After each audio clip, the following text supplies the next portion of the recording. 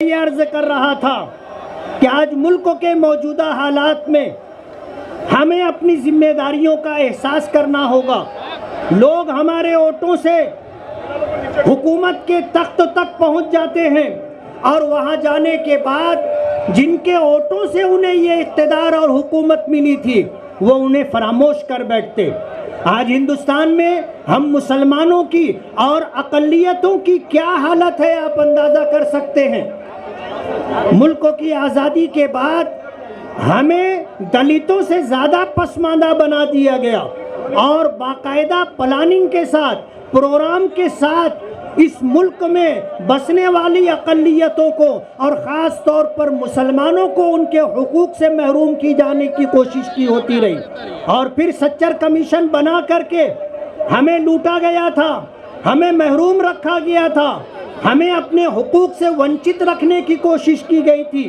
اور پھر ہمیں احساس کمتری میں مبتلا کرنے کے لیے سچر کمیشن کی رپورٹ ہمارے سامنے لائی گئی اور ہمیں یہ سمجھایا اور بتایا گیا کہ ہندوستان میں مسلمان دلتوں سے زیادہ پسماندہ ہے۔ میں پوچھنا چاہتا ہوں کہ اگر ہماری یہ حالت ہے کہ ہم اس دیش میں دلتوں سے زیادہ پسماندہ ہیں تو ہماری پسماندگی کا ذمہ دار کون ہے؟ ملک کی آزادی کے بعد بلا شرکت غیرے کانگریس 40-45 سال تک حکومت کرتی رہی۔ اگر مسلمانوں کے لیے اور اقلیتوں کے لیے سنویدھان میں دیے ہوئے جو دی ہوئی مراعات ہیں اگر ہم مسلمانوں کو دی گئی ہوتی تو آج ہم اتنے پسماندہ نہیں ہوتے۔ کافی دیر سے میں یہ گفتگو کر رہا تھا، میں یہ بتانا چاہتا ہوں کہ ہمیں اپنی ذمہ داریاں سمجھنی ہوگی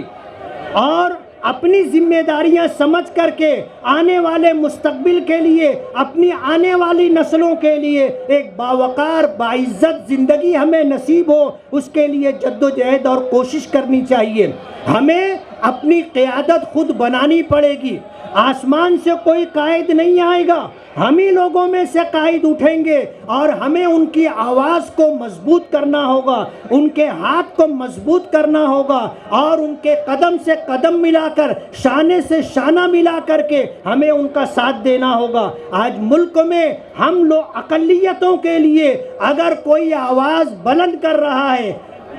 پارلیمنٹ سے لے کر کے ایک عام انسانوں کے مجمع تک، تو وہ بیرسٹر قائد ملت نقیب ملت اسد الدین اویسی صاحب ہیں۔ آج ہمارے درمیان موجود ہے، ہمارے حق کے لیے، اقلیتوں کے حق کے لیے ہر جگہ آواز بلند کرنا اور قانون کے دائرے میں رہ کر جدوجہد اور کوشش کرنا، یہ ہمارا طریقہ رہا ہے۔ قائد ملت کی ذمہ داری تھی، قائد ملت اپنی ذمہ داری پوری کر رہے ہیں۔ میں زیادہ دیر آپ لوگوں کے درمیان نہیں رہنا چاہوں گا، میں آپ کو یہ بتانا چاہتا ہوں کہ آج اگر ہمارے کے لیے کوئی آواز بلند کر رہا ہے، ہمارے حقوق کے لیے لڑ رہا ہے، تو ہماری ذمہ داری بنتی ہے کہ ہم ان کا ساتھ دیں،